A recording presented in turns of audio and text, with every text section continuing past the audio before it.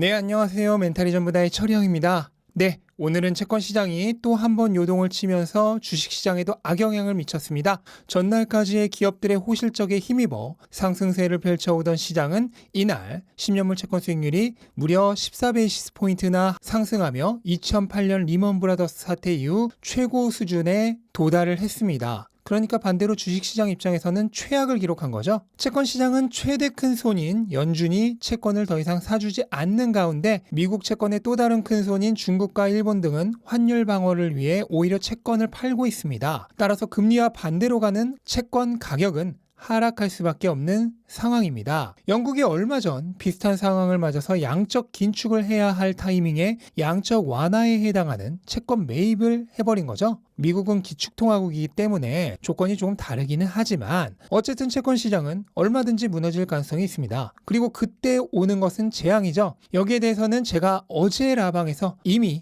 무려 1시간에 가깝게 떠들어댔습니다. 정말로 무시무시한 게 올 수도 있다는 어그로 같은 어그로가 아닌 거창한 제목으로 떠들었는데요. 요거는 내일 편집본이 올라갈 예정이니 못 보신 분들은 그때 봐주셨으면 좋겠습니다. 현재 주요 기업들의 실적이 전반적으로 좋은 편이라고 착시 현상이 일어나긴 했는데 전체 시장의 실적은 사실 그렇게 좋지는 못합니다. 팩트셋에 따르면 현재까지 3분기 실적을 보고한 기업 중 69%만이 예상치를 상회하는 실적을 기록했습니다. 이것만 들으면 69%면 엄청 높은 거 아닐까 생각을 하실 텐데 실제로는 목표치가 대부분 보수적이기 때문에 최근 5년 평균 어닝 비트율, 그러니까 실적 예상을 상회할 가능성은 77%입니다. 또한 예상 대비 수익 상회 비율도 5년 평균 8.7%인데 현재는 겨우 0.1%입니다. 따라서 질에서도 양에서도 평균보다 훨씬 부족한 실적을 내고 있는 게 사실입니다. 이것은 시장의 실적 예상치가 상당히 많이 내려와 있음에도 여전히 높다는 뜻이 되겠습니다. 그렇다면 시장은 향후 실적 전망을 더 낮출 수 있습니다. 그렇게 되면 주가는 가격을 아래쪽으로 더 선반영하게 되겠죠? 제가 여전히 지금보다는 2023년 초가 바닥이 될 가능성이 높다고 생각하는 이유입니다. 네, 이런 가운데 최고 기대주 중 하나인 테슬라가 실적을 발표했습니다.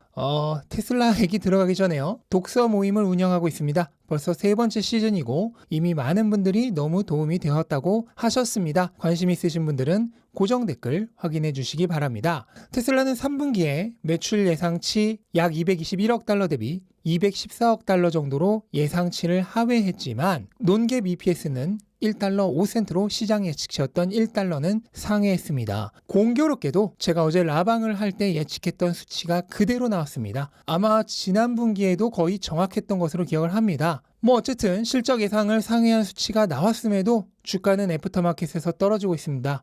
이것도 사실 라방에서 다 얘기를 했죠.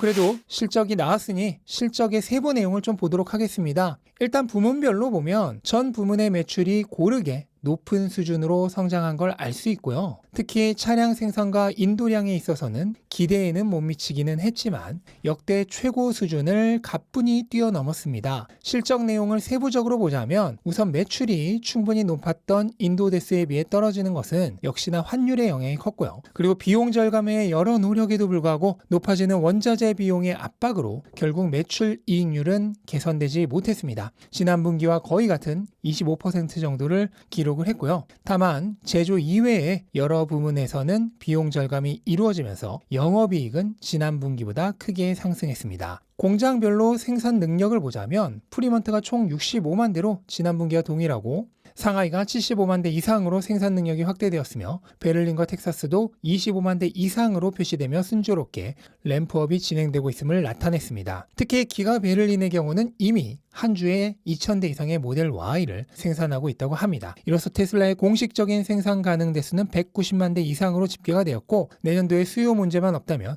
200만 대 이상의 판매가 가능함을 보여줬습니다. 우선 테슬라는 여전히 가까운 수년 내 연 50%의 인도량 성장의 가이던스를 버리지 않았습니다. 이것은 올해 달성이 거의 어려울 것으로 생각이 됐지만 중국의 락다운과 그리고 내년부터 적용될 미국의 보조금 그리고 중국의 가격 인하의 대기 수요가 없었다면 원래는 충분히 가능했을 수치이기 때문에 이렇게 가이던스가 바뀌지 않았다는 것은 오히려 내년부터에 대한 기대감을 가지게 만드는 요인입니다. 그리고 테슬라는 재정적으로도 여전히 훌륭합니다. 총 400억 달러에 달하는 자본을 가지고 있고요. 부채는 그보다 적은 333억 달러입니다. 부채 비율은 85%에서 83.5%로 오히려 지난 분기보다 낮아졌고요. 전체적인 흐름으로 보더라도 계속해서 하락하고 있는 추세입니다. 최근 주주 환원을 위해 자사주 매입을 하라는 목소리가 높아지고 있는데 충분히 그럴 만한 이유가 있어 보이는 부분입니다. 다만 개인적으로는 자사주 매입을 현금을 통해 하기보다는 애플과 마찬가지로 부채를 통해 하는 것이 현명할 것으로 생각됩니다. 테슬라는 S&P 글로벌 신용등급이 2계단이나 급등했죠. 이번 실적 발표 이후에는 무디즈에서도 신용등급 상승이 있을 가능성이 있습니다. 그걸 생각한다면 상대적으로 낮은 이자율로 빌려서 자사주 매입을 하는 편이 장기적으로는 훨씬 남는 장사가 되지 않을까 생각을 합니다. 바로 애플이 하고 있는 방식이죠.